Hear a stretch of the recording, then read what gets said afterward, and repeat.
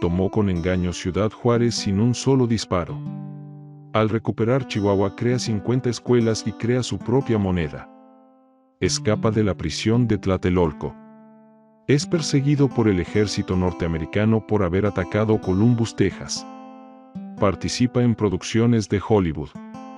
Estuvo a punto de ser fusilado por Victoriano Huerta. Toma Zacatecas, batalla decisiva para la derrota del usurpador Victoriano Huerta. Estas y muchas cosas más lo convirtieron en leyenda. Pero ¿cómo inició todo? Francisco Villa nació el 5 de junio de 1878 en La Coyoteada, una minúscula población del municipio de San Juan del Río, Durango. Sus padres fueron Agustín Arango y Micaela Arámbula. Quedó huérfano siendo adolescente. Villa se crió para ser ranchero y no aprendió a leer. No tuvo la oportunidad de asistir a la escuela porque su familia le necesitaba para trabajar en la finca y pagar las deudas de su padre. Tras el fallecimiento de su progenitor se hizo cargo de la familia trabajando de arriero en la hacienda El Gorgojito de Agustín López Negrete. En 1894, disparó e hirió al hacendado al encontrarlo ultrajando a su hermana, que tenía 16 años, y tuvo que huir perseguido por la justicia. Permaneció escondido en el monte donde se unió a unos bandoleros dirigidos por Ignacio Parra, cambiando su nombre por el de Francisco Pancho Villa. Durante aquellos años fue apreciado por repartir entre los pobres gran parte de lo que robaba. Cuando estalló la Revolución Mexicana en 1910 contra Porfirio Díaz, se puso a las órdenes del líder opositor Francisco I. Madero. Fue un buen jefe guerrillero. Reclutó en sus tropas a jornaleros y pequeños colonos desposeídos de sus tierras y participó destacadamente en varias batallas contra el gobierno federal. Durante la administración de Madero, estuvo a las órdenes del general mexicano Victoriano Huerta, que, desconfiando de él, le condenó a muerte por insubordinación. Fue salvado de ser fusilado a última hora por los hermanos del presidente Francisco I. Madero. Pancho Villa fue trasladado a la penitenciaría de Lecumberri, donde estuvo encarcelado de junio a noviembre de 1912. En diciembre fue trasladado a la prisión de Santiago Tlatelolco, de donde se fugó a las 3 de la tarde del día de Navidad. Se dice que durante su estancia en la cárcel aprendió a leer y a escribir. Escapó a Estados Unidos, pero regresó tras el asesinato de Madero y la llegada al poder de Huerta en el año 1913, uniéndose al ejército constitucionalista creado por Venustiano Carranza.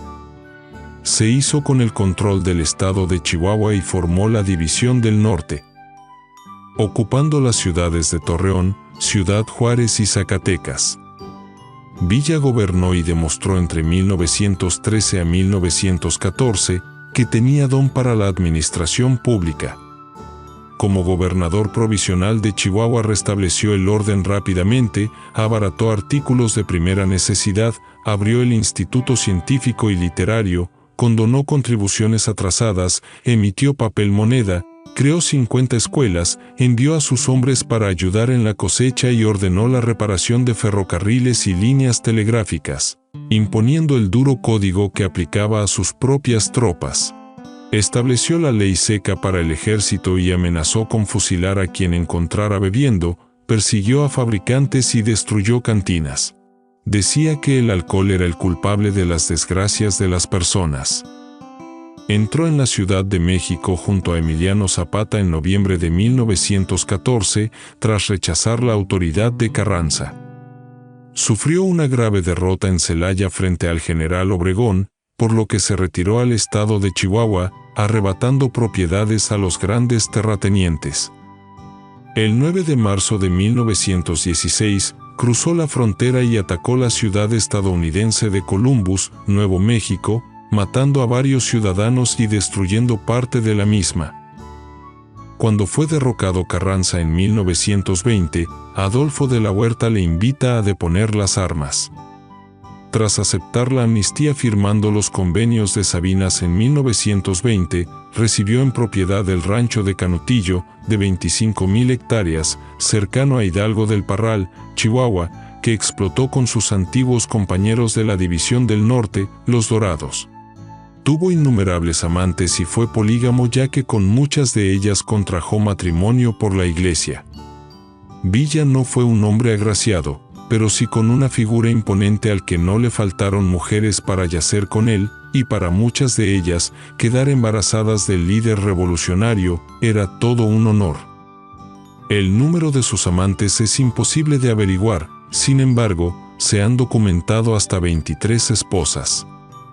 Se considera que Luz Corral fue el gran amor de su vida, aunque desde luego que no fue el único, y con casi todas sus mujeres, Villa dejó descendencia. A todas les puso casa y mantuvo a sus hijos, incluso mandó a algunos a estudiar a los Estados Unidos. Algunos de sus hijos fueron José Villa, Celia Villa, Ernesto Nava Villa, Eleno Villalba Reyes, Evangelina Alamillo, Hipólito Villa, Octavio Villacos, Guadalupe Villa Quesada, Juana María Villa Torres, Luz Helena Villa Corral, Águeda Villa Nevares, Agustín Villa Villaescusa, Alicia Sandoval Núñez, Esther Villa Cardona, Reinalda Villa Campa, Miguel Villa Seañez, Francisco Carrasco, Antonio Villa Seañez, Felicitas Villa Delgado, Martín Vázquez, Francisco Villa Cardona, Miguelito Villa Arreola, Micaela Villa Espinosa y Francisco Villa Rentería. Conocido como el Centauro del Norte, fue un gran jinete. También era muy aficionado a las motocicletas, llegando a tener 4 Indian Scout modelo 1921. El 20 de julio de 1923, Francisco Villa emprendió el último viaje cuando se dirigía a una fiesta familiar en Hidalgo del Parral, Chihuahua, en el que murió acribillado junto con su amigo, el coronel Miguel Trujillo, dentro de su automóvil. En febrero de 1926, sus restos fueron profanados, desapareciendo la cabeza, sin saberse a ciencia cierta qué pasó con ella. En 1976, sus restos mortales fueron trasladados al Monumento de la Revolución. Y así dio nacimiento al mito, a la leyenda, al invencible, al adorado por muchos y odiado por otros, un sinfín de aventuras reales y ficticias, creadas por admiradores, historiadores, por sus adversarios, reconocido hasta por los que en algún momento fueron enemigos del Centauro del Norte, homenajeado y reconociéndolo con el nombre de un parque en Columbus, Texas, el Parque Pancho Villa.